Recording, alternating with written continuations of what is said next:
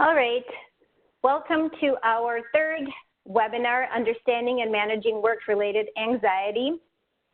I will introduce the speakers and tell you a little bit about the webinar. I wanted to just give you a couple of housekeeping things.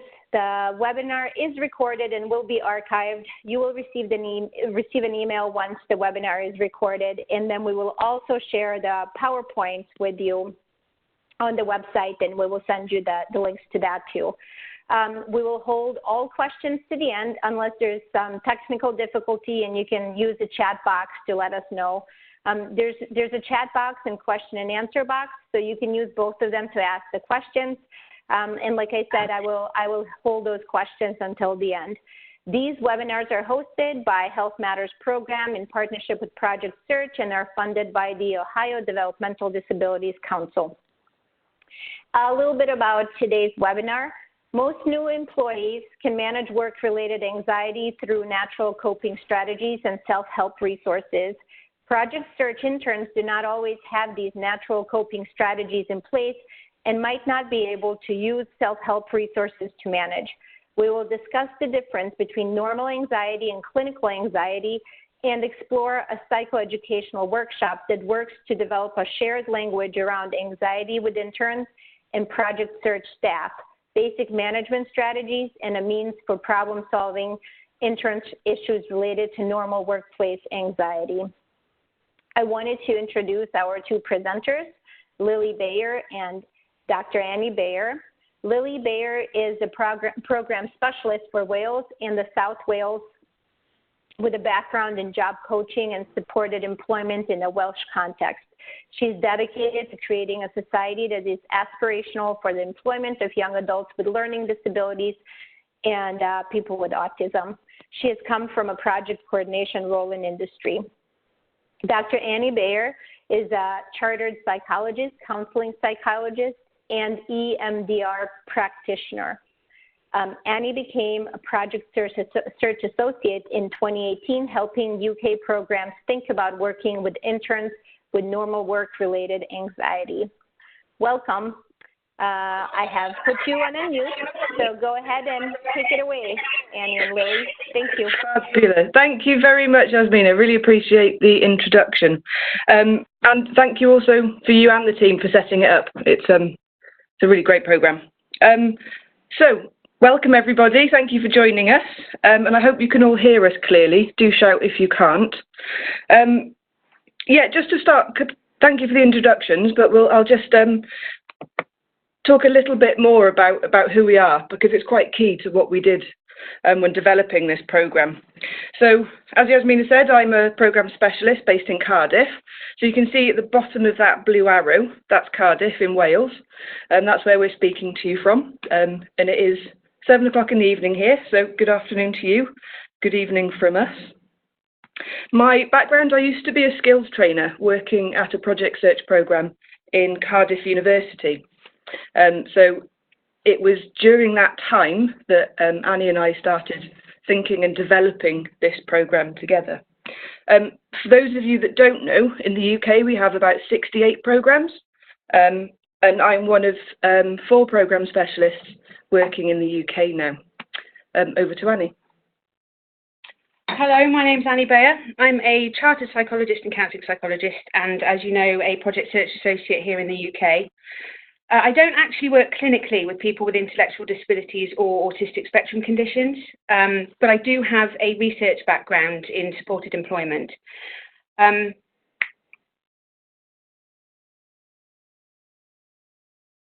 Okay, sorry, we lost you there for a minute. Yeah, so my speciality is in integration, which means I specialise in bringing together lots of different theories and techniques and adapting them ready for the people who need them. So that's kind of why I was brought into the project. And I hope that you can differentiate between our voices, because you can probably see from our surnames that we are related, we are sisters, and we can sound a bit similar, and we're going to swap between the two of us as we go. So we started thinking about anxiety, like I said, when I was a skills trainer.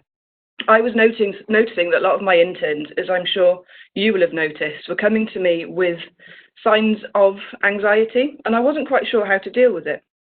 So I asked Annie to come in during the induction weeks and to talk to the interns about normal work-related anxiety. And from there, we developed the programme, seeing that there was a need in my site and my team, and then seeing that there was a need in all of the Project Search sites.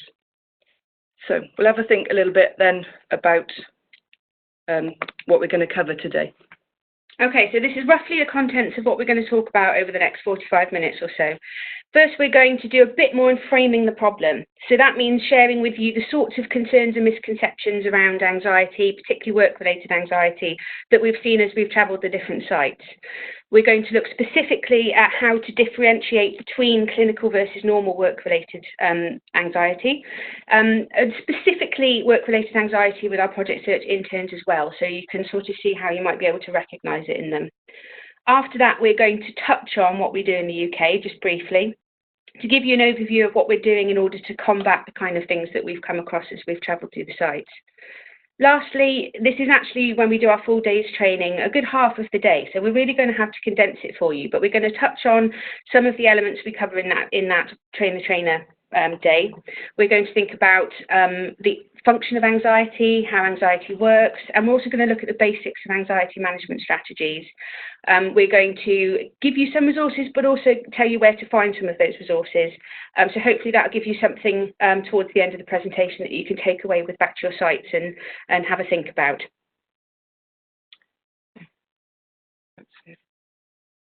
So let's start with framing the problem.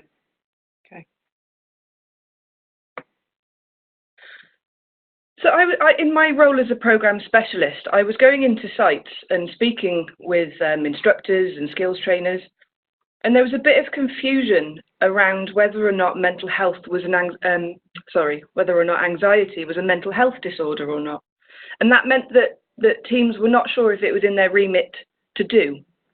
Is it something that they should be working with or not? Do they have the skills to do that or not?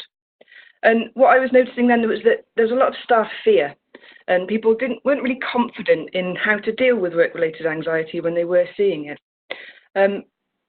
So these are the things that I hope over the presentation that you'll get some answers to. Okay. So let's think about the difference between clinical and normal anxiety, and we're going to start with clinical anxiety. We looked at lots of different definitions, and these are the ones we came up with that seem to make most sense to us. So as I go through this is not specific to Project Search interns, this is in general, and we'll be more specific in a moment. So clinical anxiety is a diagnosable mental health condition, and we use the DSM-5, which has some very specific descriptions of symptoms and symptom severity that one would need to meet in order to be diagnosed with a mental health condition. So there's a general sense there that this condition would have a big impact on your life. What we notice about clinical anxiety is that it may come up quite unexpectedly or for seemingly no reason, not necessarily with an identifiable trigger. The response to a situation or a problem may actually be much stronger than you'd expect as well. And you may see people experience quite a lot of unrealistic anxiety. So that's when you're sort of pre-predicting a situation that may never happen, but experience a lot of anger around that, anxiety around that potential scenario. We notice that clinical anxiety may last for quite a long time, even if the situation has been resolved or you've been removed from it. And it may feel impossible for that person to control or manage. And it might look like that too to people who are looking on, that somebody's struggling to control or manage that anxiety. So when we think about the cluster of diagnoses within the clinical anxiety spectrum, these are some of the sorts of disorders you'll see at the bottom there that you might be familiar with. There's generalized anxiety disorder, which is a disorder where you experience anxiety across lots of different settings, not specific ones. Social anxiety disorder actually is one that we hear a lot, with people describing their interns as being socially anxious. And again, actually to be a disorder, a diagnosable mental health condition, there's quite a combination of symptoms and severity that you have to manage in order to reach that diagnosis. There's things like panic disorder and phobias, which I'm sure you'll be familiar with. And then we've got some other more specific Anxiety disorders such as PTSD, which is post-traumatic stress disorder, that sits under those categories as well, and also obsessive compulsive disorder, which I'm sure people will be familiar with. And then we've got some more specific ones like health anxiety or body dysmorphic disorder, where people are focused on certain parts of their body as part of their anxiety. And then we've also got ones like perinatal anxiety, which might be specific to the time of life or the situation that you find yourself in. So see if you can hold that definition in mind for a minute, and then we'll look again at normal anxiety. So normal anxiety, it feels slightly different. It's a feeling of worry, maybe some nervousness or unease about something with an uncertain outcome. So normal anxiety is subclinical. That means that it wouldn't meet those criteria for a diagnosable mental health condition that we find in the manuals. The other difference that we notice with normal anxiety is that it is generally related to a specific situation or problem, which means that it only really lasts as long as that situation or the problem does. So if you remove yourself from the situation or the problem ends, then you see that anxiety start to reduce quite quickly. It tends to be proportional to the situation or the problem, so it kind of makes sense. If this thing is stressful, then of course I'm going to react to it. It also is a realistic response to a realistic situational problem. And it's quite important, I think, to mention that that can be quite specific to the individual. So what feels and looks realistic for us might be slightly different from what that realistic response might look like from another individual. So what we're going to do is just hold both of those definitions in mind.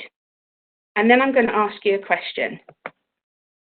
Does work-related anxiety fit best with clinical anxiety or normal anxiety? Now, this is usually where we get lots of discussion, but we've kind of given you the answer there.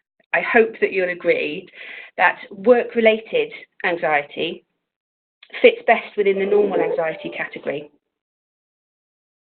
If we flip back just for a moment, we'll notice that work-related anxiety is often specific to a situational problem and tends to last only as long as the situational problem, because once you go home at the end of the day, perhaps you'll notice that that anxiety decreases.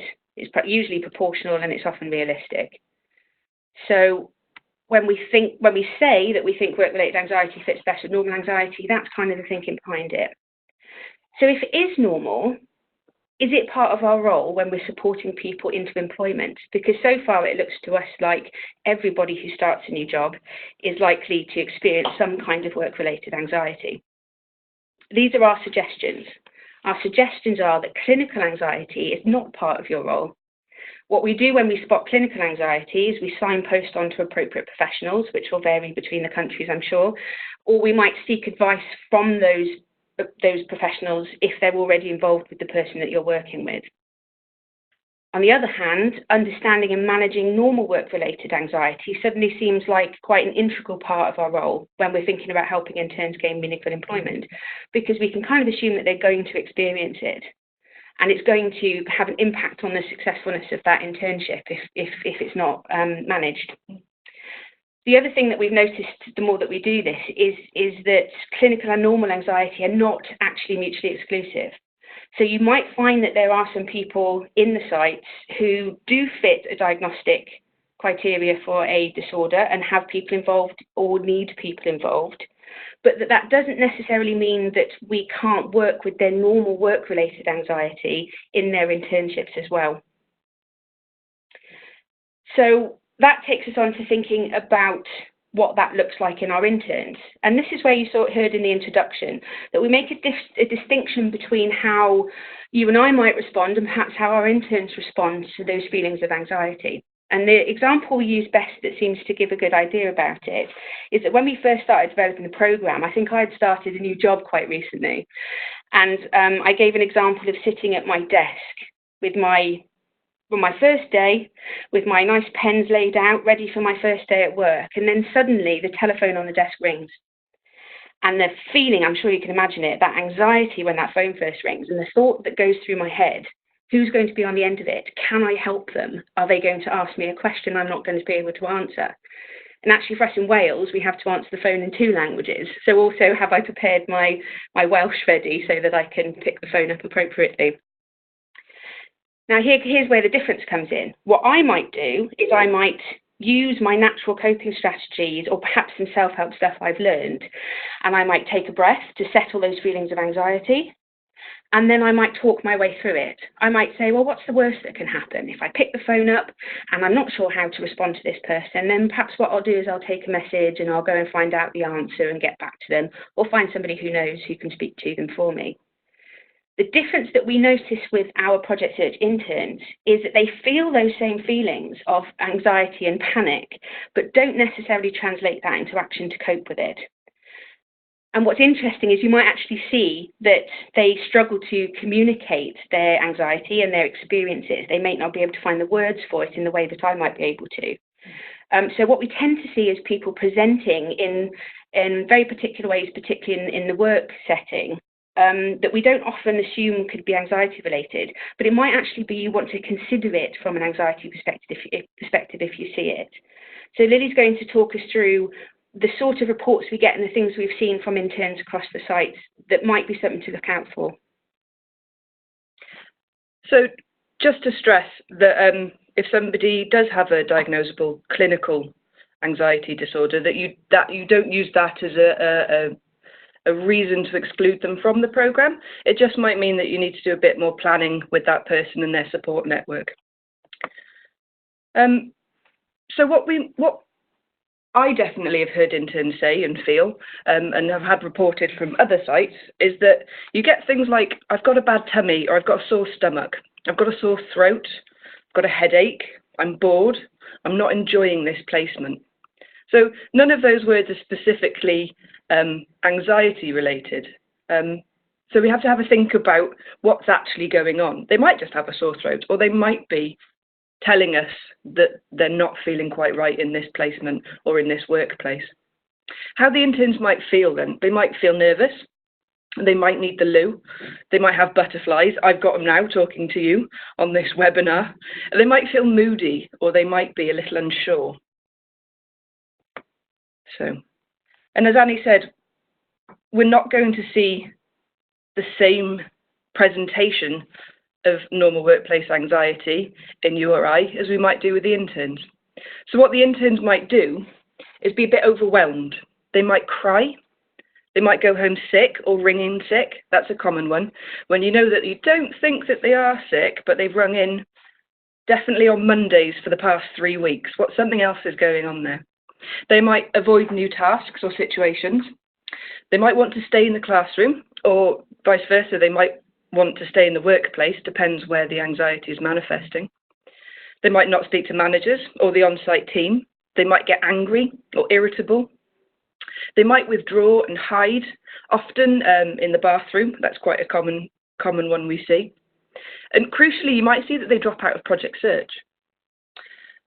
They may not do the work that we've set for them, and if they are doing the work and they get stuck, you might find that they don't ask questions. So they don't ask questions of their management or their colleagues, and they don't ask questions of the on-site team. And then at the end of the day, when they're reflecting, you might find that they're saying that they really don't enjoy it. And what we will see is concerns and complaints raised by managers and mentors. So this is definitely something we need to be dealing with, because if they're struggling to be productive in the workplace on their internship, they're really going to struggle to maintain employment as they gain it at the end of the programme. So we're going to come back to that description of behaviours and what we might see in our interns when we start to think about what anxiety looks like and how we manage it.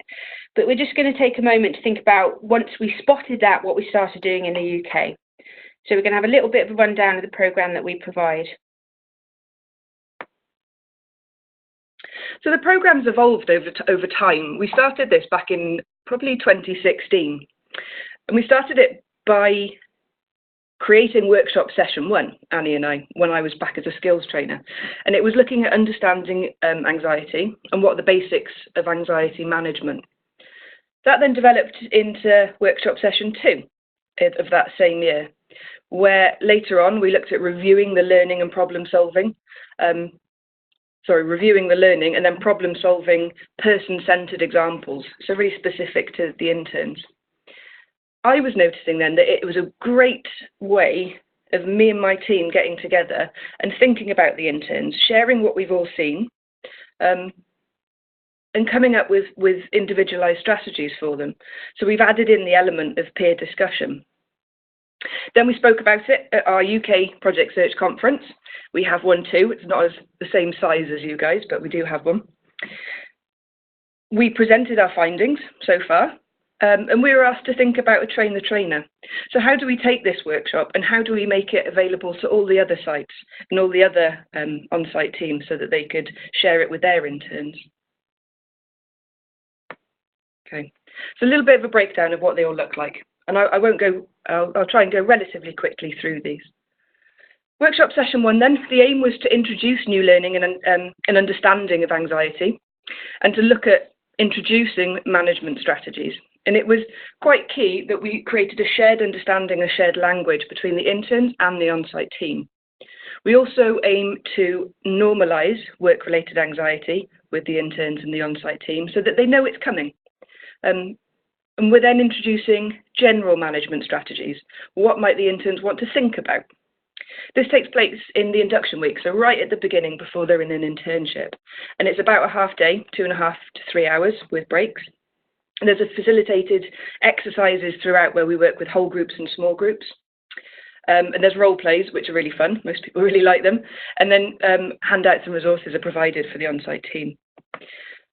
In completing workshop session 1, we've seen that the shared and individual understanding of language really, of the language around anxiety really improves. And it helps identify potentially anxiety-provoking situations for individuals going into their first internship. So the on-site team are already watching that, oh, Jimmy's might struggle with that, so let's have a think about that before he goes in. And then the sites that are now doing this in the UK have reported that they use the themes and exercises and have incorporated them into the wider curriculum, much like HealthMatters, so that it becomes a normal discussion point and that it helps provide a basis for individual discussion and strategizing. Workshop session 2 then is to review that learning from workshop session 1. We're then recognising successful management strategies that the interns have had from internship 1. So what's worked well? It really brings it into the forefront of their mind. And then we strategise and problem solve management strategies in advance of the next internship. So what's coming up that might happen that we need to be thinking about in advance? And then we're going to make it transferable. So I'm not going to be there all the time. So how do we get the interns to own it? So when they go into their third rotation or their third internship and employment, that it's theirs to own. This takes place in between internship 1 and 2. It's a little bit shorter at 2 to 2.5 hours. And again, it has facilitated exercises and handouts provided. We found that this gets really creative. The interns start helping each other and they begin to internalise their own strategies, helped by the on-site team, the department managers and mentors, and then they can share it with them as well. And it really helps improve reflection. So as we're getting the interns to self-reflect throughout the year, this becomes part of that. And then those sites that we've worked with have said that there's increased ownership of those strategies. There's the staff confidence increases, and importantly, people get quite innovative and creative about solutions and strategies around anxiety. And then there's an improved ability to recognise how anxiety presents in individual interns. So just to finish up then, the train the trainer. We provide the attendees the necessary knowledge and understanding of anxiety to be able to deliver these workshop sessions to the interns. We also provide the knowledge and practice of anxiety management strategies. And then we teach attendees to identify and differentiate, as we did at the beginning of this session, between clinical and normal anxiety in interns. And then we look at facilitating team discussion and problem solving. As you can see, we're powering through this session because when we're training, we're doing a train the trainer, it takes a full day. And we do that on a regional basis, so you get some real shared learning between sites that might have similar issues. We only use widely available self-help materials, so you do not have to have any specialist expertise to be able to do any of the things that we talk about. I also model delivering the workshop session, so I will be stood in front of all of the attendees, and they'll be my interns for the day as I go through the workshop sessions with them. And we find that the on-site teams always bring somebody in mind. They've got somebody in the back of their head that they really are not sure what to do about. So we make sure that there's time in there to individually problem solve teams issues. Okay. So that just gives you a bit of an idea about what we did once we spotted that this might be a bit of an issue for our interns in their workplaces. Now we're going to give you a bit of a rundown, so hopefully this is the stuff that will be useful for you, about what we cover in that training, so a shortened version of it. We're going to start off with understanding anxiety. Do you remember this? This is just a repeat of the slide that we had before, where we looked at what you might see from your interns that might make you want to start thinking about whether or not these are ways that they're manifesting their anxiety. So it's a bit of a clue. So again, we've got things like being overwhelmed and crying, withdrawing and hiding away, not asking questions and being quite passive. And there's a picture of a brain there. And that becomes really important when we're thinking about anxiety, because there is a function to those behaviours. And to understand the function of those behaviours, we have to understand how anxiety works. Essentially, there's this wonderful, clever part of our brain that sits right at the very front, which is a threat assessor. So it's constantly on the lookout for threat of any description, and it doesn't distinguish between very real danger and psychological threat, like perhaps sitting in an interview or being given a new work task. As soon as that assessor has spotted that there's a threat, it will send a message to a second part of the brain, which sits right in the middle of your brain. And that is our alarm system. And as soon as that alarm system's triggered, it will flood our bodies full of stress hormones and other things like adrenaline, those sorts of hormones. And what those hormones do is to ready the body, ready it to take control of, to neutralise or to run away from whatever threat it is that's been identified. So when we think about the function of these behaviours, it's really important to think about what kind of threat it is that might have triggered it off. And when we look at these behaviours, you may find this one familiar. Often you can fit them into these three categories. I'm sure you'll be familiar with this: fight, flight and freeze. So if the function of anxiety is to alert us to threat and to protect us from danger, then that reaction that we have, that body alarm system, will essentially have us either fighting, running away from, or freezing in the face of danger. Some of the fight responses might be things like crying. So that's anything that's going to end the situation that you're in, to neutralise it and make it go away. Maybe being angry and aggressive, or being resistant or rude.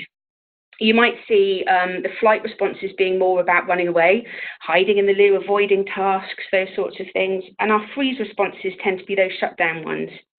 So if we think back to those behaviours that we see, you can probably find them in one of those categories. So let's think a bit more about those responses, because if we're going to change them, we need to understand how and why they work. This is the vicious cycle of anxiety, and this gives us not just a description of what's happening, but also a map for how we would approach changing those behaviours. So let's take our scenario that we had before, which is the telephone ringing, if you're in a new job, and the thoughts I might have about that. So as soon as that phone rings, I might have all of those thoughts I described. So who's going to be there? Am I going to know what to say? What will they think of me if I get it wrong? Will I get in trouble if I get it wrong? And if you've got all of those difficult thoughts going around, what you'll notice is you'll get emotion with that too. And that might be scared or afraid or anxious, those sorts of emotions. And that's already quite a lot for one person. On top of that, with all that adrenaline running around in your body, you're likely to get some really intense physical sensations. You'll be familiar with them yourselves, I'm sure, but very tense muscles maybe, sweaty palms, those sorts of things. People might struggle to think. They might have fast heart rates is the word I'm going for. Sorry, I tripped over that one. Perhaps we might see them losing focus and losing concentration. So if you imagine somebody in that scenario with all of those thoughts, feelings and physical sensations roaming around, it's a call to arms, actually. It's designed to make us take action. And the actions that we take to neutralise those horrible feelings, some of them can be really useful. Those are the ones that we want to build on. But some of them can be less useful, the ones like avoidance and withdrawal. Because if you think about those ones, in the short term, they really work. That's why they're so seductive, I suppose. You know, if you remove yourself from the situation, then the situation's over and the threat's been neutralised. The problem with those behaviours is if you continue to use them, you never actually learn how to cope with those situations. You don't learn new skills in order to cope with them. So that means that every time the phone rings, across your internships and into any job, you're always going to have that same reaction if your strategy is avoidance. So it becomes quite important to think about the function of those behaviours and how they work. So when we're thinking about the basics of anxiety management, that's the sort of categories we want to think about when we're trying to change the anxiety response that people have. There's three main ways that you can do that. So the first one would be to reduce the threat in the first place. That would be about making the unpredictable predictable, perhaps, or perhaps making anything that feels unsafe, safe. Lily's going to give us some examples of that. So in Project Search, you might actually see some of this in your practice at the moment. If you look at job coaching, a lot of good job coaching is about making the unpredictable predictable. So the job coach or skills trainer, will go in and they will learn that job and they will then translate it in chunks to the intern, taking away some of that stress and that anxiety over the job role. And then you slowly withdraw over time so that person is independent. But what we're not doing is asking them to go straight in and be able to do it all on their own. And we're also then making the unsafe safe, because we are there to support them and they know that somebody will come if it all gets a bit too much. When you go in and you take your interns into a new working environment, you might do informal interviews where you meet, the intern meets with their department manager for the first time before their first day. That allows them to have a picture of what their first day is going to look like. So it's not a big jump when you first arrive. Smaller things then when somebody's in a classroom, say, if we're looking at making the unsafe safe, often I've found that young people can struggle in the classroom. So you might want to think about exits.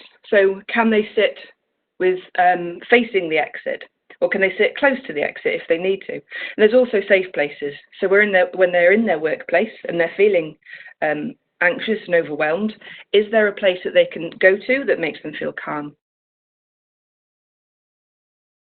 Our second category in ways that we can change the anxiety responses that we see in our interns is that once we reduce the threat, maybe we want to think about changing specific behaviours and patterns of thinking if they're contributing to people being de-skilled in their tasks.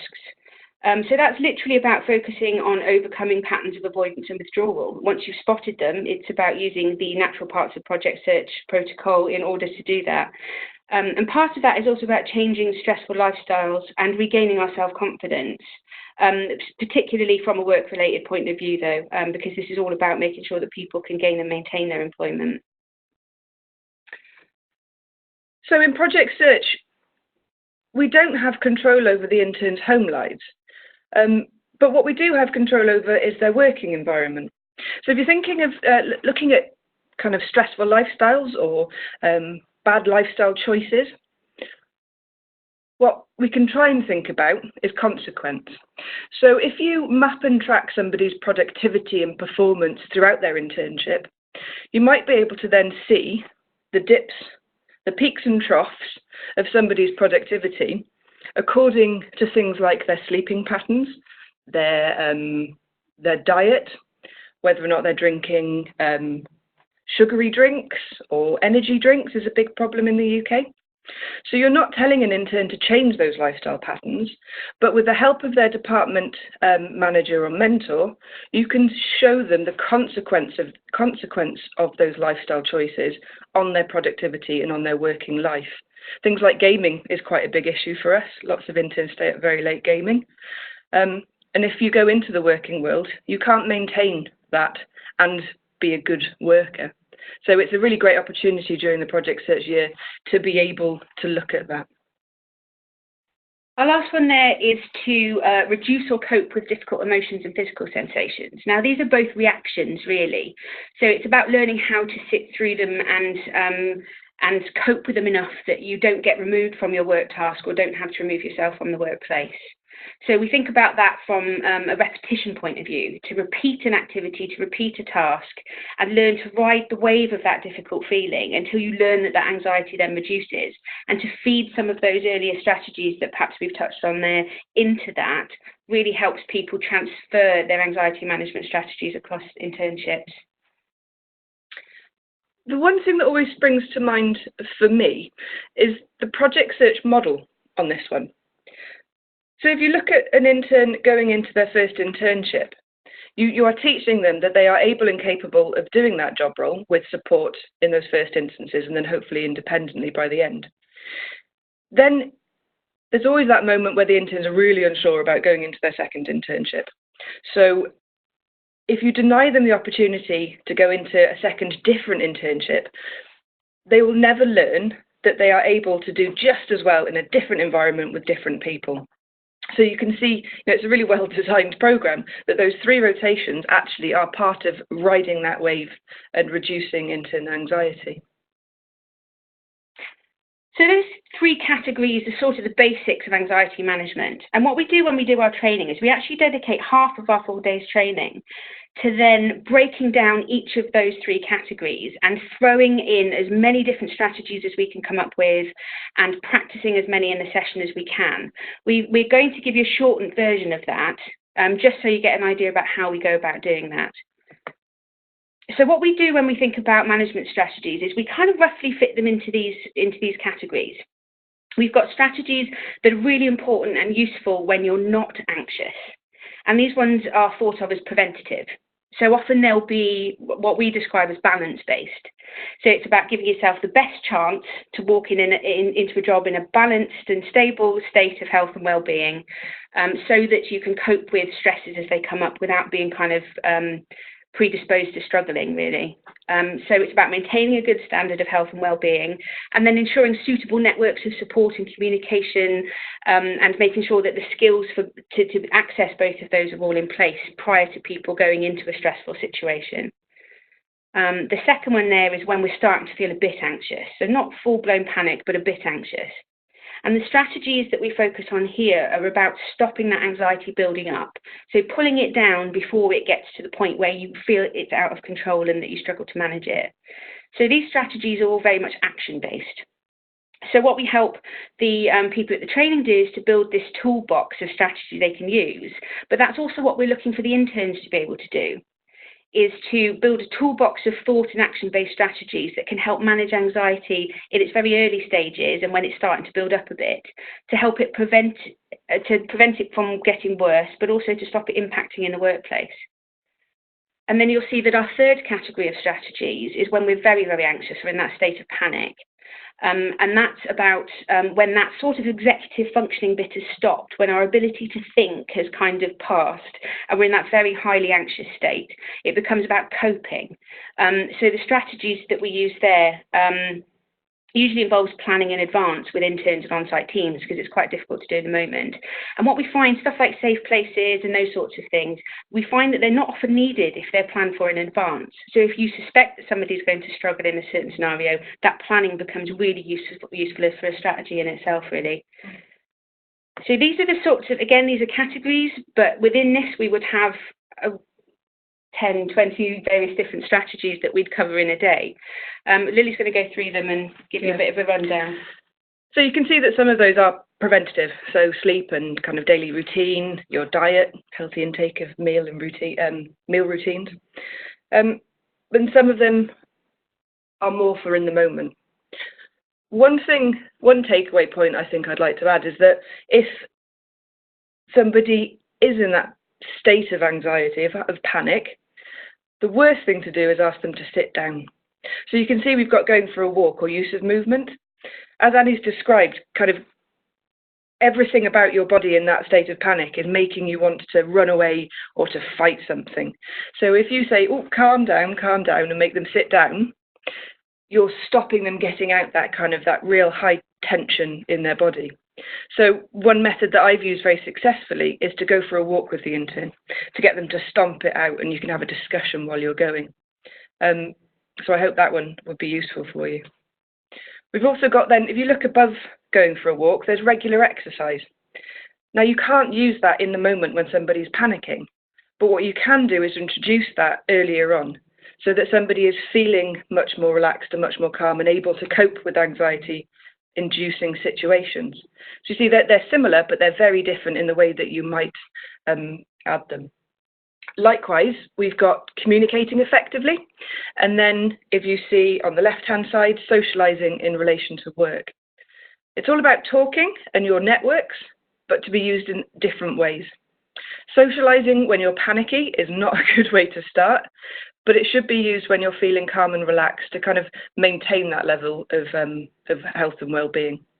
And if you start telling all of your friends in that social network how everything's terrible and you're always panicky and you'll soon find that you don't have very many friends to talk to. So it's important to distinguish who to talk to and when to talk to them. We've also then got communicating effectively. So it's nice if somebody is going to panic to have a plan, how you communicate and who you communicate with. Now, often, as we've seen with our interns, they're going to really struggle in the moment to find the right words and the right language to describe what's happening. So it's nice to pre-plan how that intern might communicate. One method that I've used successfully is a traffic light system. So instead of the intern having to come in and describe how they feel, they can give you a red, an amber, or a green. And it's to be decided with the intern what those colours mean. But green generally might be that they're fine, they're feeling good, and they're kind of ready for anything. Amber, they're starting to feel a bit anxious. And it's good to get a real good description from the intern of what that looks like. So when you're starting to get anxious, what am I going to see? And then when you get to red, then that's I'm in panic mode. And that's when you have your plan in place. These are the steps that you take in red mode to help reduce that panic. If you look at the bottom row of those categories that we've got, we start to see things like distraction and grounding techniques. These are quite interesting and have proved to be really useful for us, actually.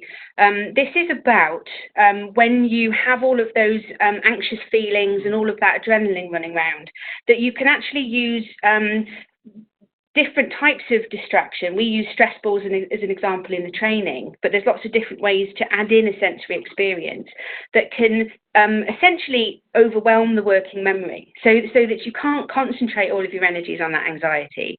So it automatically has to come down so that you can share your attention between the anxiety and whatever it is you've got in your hand, for example, or somewhere else. That will work for some people, it won't work for other people. Equally, things like the use of music and other sensory strategies can be useful.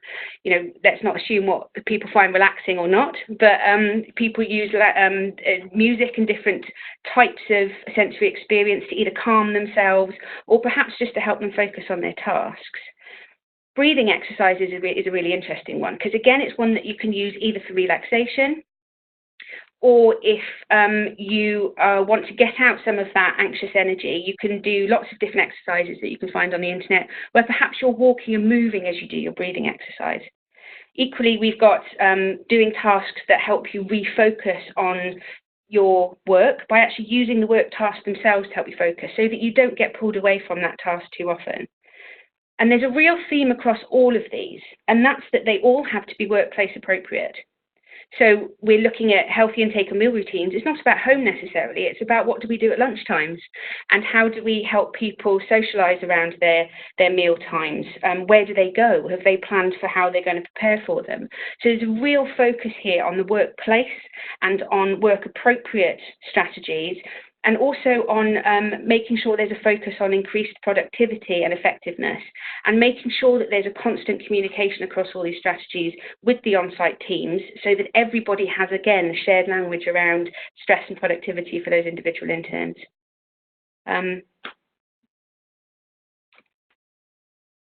So we're kind of moving on to our last slides here. These are resources that we've used. They're UK based. There'll probably be US alternatives to these, but we find them to be really helpful. These are all self-help materials that anybody can use. You don't have to be an expert in it, but they will summarise some of the detail we've talked about today. And maybe you can look locally for your own resources. And essentially what we're doing in these workshops is we're adapting this very simple self-help stuff for our interns to help them think about strategies they might use. So you can find all sorts of ideas, because we haven't been able to cover them in great detail today, by looking through some of these local and anxiety-specific resources. And the very last slide that we have here to finish off with is to thank you all for listening and to perhaps open up for any questions that you might have for us. You also see that my email address is there, so you do have any questions after the session, take note of that and feel free to get in contact with me. Thank you very much. Thank you so much, Lily and Annie. I'm going to mute you guys for a second while I talk because we have some feedback. I do have some questions, or I have some questions that were coming through, so I'm going to ask them and then unmute you. This session has been recorded and you will be able to access it in a few days. We will send an email and we will also share the PowerPoint. One of the questions was, what kind of collaboration do you do with employees at the intern sites around workplace anxiety? For instance, how much information do you share if you're already working with them to identify safe places or designated workers to check with? Okay, really good question. So I'm going to answer that, Lily speaking. So I would suggest a lot. To give you an example, the color coding. So when you're assigning red, amber, green to somebody, I would definitely share that with the manager and mentor, so that they can then adapt that strategy as well. You might not need or want to go into huge detail about the intern disability or what causes the anxiety necessarily. You'd want to do that with the intern's permission, but definitely that needs to be shared. Because what you aim to do is that the intern owns it. So in an ideal world, the intern would go in and they would describe their strategy and describe their issue with their manager and mentor. I always think that if you look at an interview situation, if an intern goes in and says, I have some issues doing X, Y, and Z, but this is how I deal with it, you're much more employable than if you go in and say, I've got issues with X, Y, and Z, and I don't know how to deal with it. So I think allowing the intern to own their strategies and share them is really important. And also about staff confidence. So I would probably talk to the staff member about it. If somebody is especially anxious, they might want some support from the on-site team in implementing the strategy that comes in. Annie, anything to share? Sounds good to me. Yeah. Does that answer the question? Is that all of the elements? It was quite a long one. Oh, safe place. Let's see if whoever asked, they will let me know. Feel free to put the question in a chat box or the question and answer box. While I'm waiting for some of them to come through, can you tell us a little bit more about how to access the training, or do you do the training via webinar, or how does that work if someone is interested in receiving a full training? Let me unmute you. That's a good question. This is Annie here. So far, it's been requested. So we did the piece at the conference, and then people got in touch with us from the various regions that we have here in the UK and asked for their networks if it could be provided. So we've essentially just moved around the country providing the, often it's been 2 days, isn't it? Because we've had quite a lot of uptake of it. So we'll spend a couple of days in the region and provide the training to as many people as possible. But it's all come by request. So we don't actually have any kind of recorded version of it because it's so experiential and it's so much about practice in the moment. I'm not sure it would be suitable for that. But it's certainly something that we're trying to get out as much as possible, but I don't know if it's an option over there. I'm sure if you raised it with the senior managers in your areas, I'm not quite sure how it works, but that's certainly something we'd be interested in providing to as many people as possible. We feel quite strongly about it. Mm-hmm. Thank you. We had another question. How have you found helping an intern identify anxiety if they have a difficult time putting words to how they're feeling? We use a couple of different strategies. So when we are breaking down the information about anxiety to the interns, what we notice is, although there was those 4 categories on the map that we looked at, we tend to find simplifying that becomes much easier. So we don't ask them necessarily to identify different emotions and put words to different physical feelings. We tend to sort of squash that together quite a lot, and we might use things like body maps, so that rather than have to put a word to an emotion, which is essentially quite a complex concept, we will use words like worry instead of anxiety, and we'll ask them to identify where they feel it in their bodies. The other things that, yes, we use, I'm not sure if you have it there, but we use extra tools like the blob tree, I'm not sure if you have that, where there's different figures on the page and different poses, and they can choose between which one, so they know where they're starting and where they want to end up and in what situations. We can use that to map their anxiety through a day as well.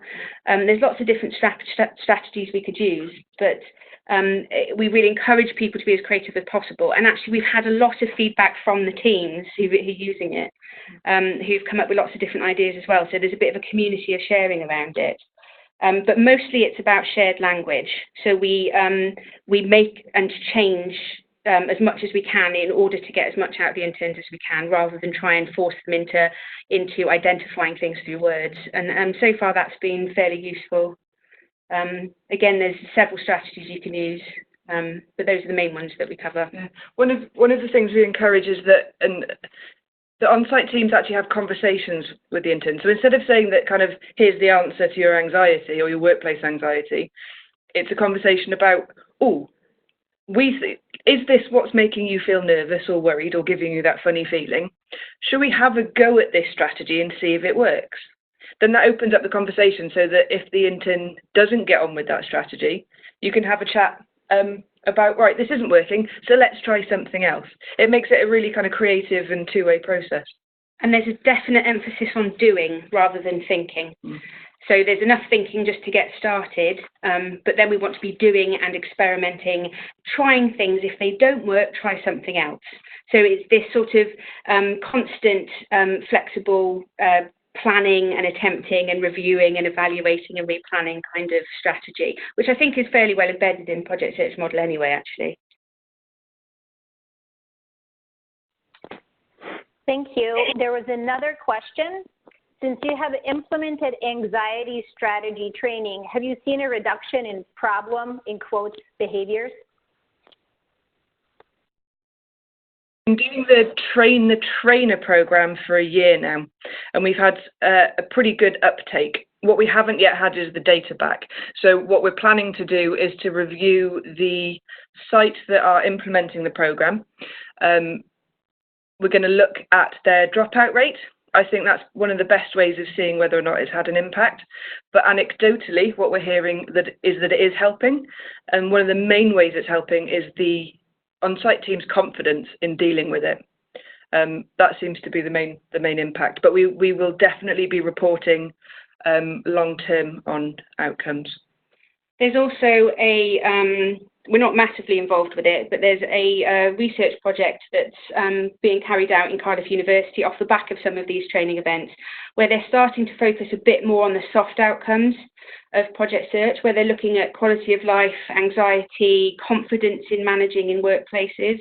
So they've got a series of different measures that they're using, and the data is still quite new on that, and they're trying to expand it to some different projects. We're not quite sure what that's going to come out with. It's not specifically anxiety related, but it's a really interesting way to think about how Project Search is developing beyond its core target of finding and keeping employment. It's a good question. Another question was, do the interns tend to assist each other to recognize their anxiety in implanting their strategies or implementing? Absolutely. We find in the first kind of workshop where they're being introduced to the ideas, there's a real sense of of shared experience. So when somebody says that they experience worry or anxiety, or the feelings of worry and anxiety, that somebody else will say, yes, me too. So it starts off this shared language. But when you really see that start to come in is in the second workshop, because the language is there, and also they know each other because they're quite new at the beginning. And what we see is if people struggle to identify their own successes or things that they've worried about, what you'll notice is the other interns jumping in. And you hear a lot, oh, I saw you the other day, we're coping really well when we went out to that new coffee shop. So you'll see them start to contribute these experiences where they've noticed other people's, if not their own experiences. And there'll be lots of yes, me too's, and do you remember when I did this? So it's really, that's why the shared language becomes so important, and the normalising of it. We all experience this, everybody, and therefore it's okay to talk about it. And therefore, it's okay to come up with strategies, remember things you've done, and plan for new things. So, yeah, it's a really big part of it. Yeah, I think for us, our real driver in this is that often interns will come with their own labels of things like social anxiety. And you kind of dig into what that means for them, and they've got no idea really in practice what that means.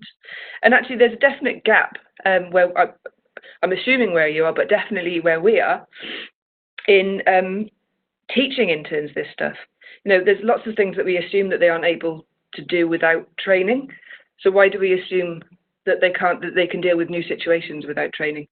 It's exactly the same thing, and that's what really kind of gets us going. Absolutely. Thank you so much. I have to put you on mute so I don't get this feedback. Let us know if you have any other questions. I'm still monitoring chat box and the question boxes. We're going to stick around for a few more minutes to see if there are any other questions that come through. Again, Annie and Lily, thank you so much for this really interesting presentation. I had a lot of people saying thank you, this was interesting and helpful. So